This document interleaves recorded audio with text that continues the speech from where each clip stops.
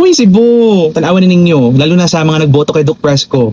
Mga bugas or mga bigas na pinamigay ni Duke Fresco na biktima sa bagyong Tino. Inuud na. Odd. Ito ha, nakuha ko lang yung mga videos na to dito sa TikTok. I'm just making content out of it to share it to my friends and to the people who follow me. Let's go ahead and take a look at the video. Itong mga video na to, it came from different people na complain nila ay the same na inuud na nga yung bigas. Tingnan nyo lang sa video we're playing. Okay, manood tayo. Presko na bugas ni pang od, yaks. Nang gawas na mga kuwan putos. Yaks.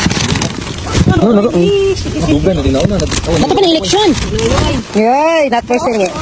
Ang aga, bigas ng galing. Laka! Ano bang Presko? Yeah, nag-on. So ano na, Duke? Di umano, galing ka pa sa Europe.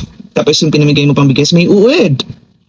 Oh my gosh, stop voting for this kind of leaders, guys. Lalo na sa mga igsoong taga Cebu. And let's keep praying and also extend our help for our Cebuanos na mga taga-suunan.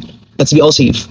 And, let's make this kind of leader or mga politician be accountable dito sa mga ginagawa nilang pambuburaot, pangbobobo, pangbubullshit sa ating mga Pilipino. Yun lang. Bye!